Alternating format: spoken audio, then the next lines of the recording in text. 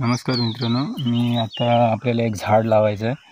त्या झाडासाठी मी पहिले खड्डा निर्जंतुकीकरण करून घेतलेला आहे। कमीत कमी त्या खड्ड्याची हे बघा एक ते 1.5 फूट आहे। ह्याच्यात थोडी माती टाकलेली आहे मी। हे बघा, हे 13 इंच म्हणजे जवळजवळ 12 इंच। हा 1.5 फूट जास्त आहे। माती 6 इंच आहे, हे तुम्हाला दिसते इथं। हे बघा, हे 13 इंच आहे आणि हा इकडे 12 इंच आहे। हे 1.5 फूट जास्त आहे। 15 दिवस अगोदरचा खड्डा आहे बघा। हा अशा प्रकारचा मी निर्जंतुकीकरण करून ठेवलेला होता। त्याच्यातली 3 जागे इकडे एक माती आणि हे इकडे एक माती, इकडे एक माती, हे 3 टप्प्यात माती काढलेली आहे। त्यासाठी मला बघा, ह्या पहिल्या बाटल्या, हा पाला, त्याच्यानंतर हा सुका पाला आहे, त्याच्यानंतर हा दुसरा एक पाला आहे, त्याच्यानंतर ही माती आणलेली आहे वेगळी, त्यानंतर आपल्याला हा पाणी लागणार आहे। आता मी ह्याच्यात कशा पद्धतीने टाकतो तुम्हाला जरा हा कॅमेरा मी लांब ठेवणार आहे, ते तुम्हाला दिसेल। मी कशा प्रकारे टाकणार आहे तुम्ही नीट बघा ह्याच्यात, ते तुम्हाला लक्षात येईल।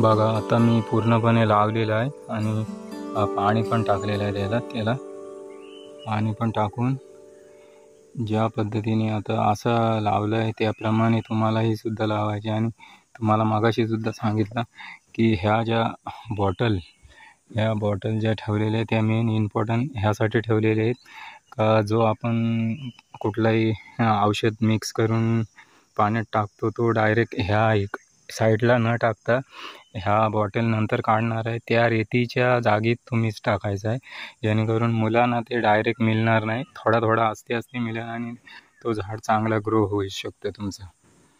अशा कारणासाठी मी हे टाकलेलं आहे। आणि जर तुम्ही मुलांच्या इथं टाकले तर डायरेक्टली मुलांवर कोली मुलं मरू शकतात, त्या कारणाने मुलांना टाकू नका, म्हणून ह्या मी बॉटल लावलेले आहेत।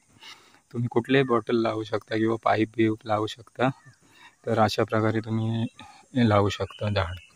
मी माझ्या पद्धतीने लावलं आहे. तुम्ही आता तुमच्या पद्धतीने लावता ते तुमच्यावर डिपेंड आहे. जर अशाप्रमाणे लावलं तर तुमचा लवकरात लवकर मोठा होऊ शकतं झाड.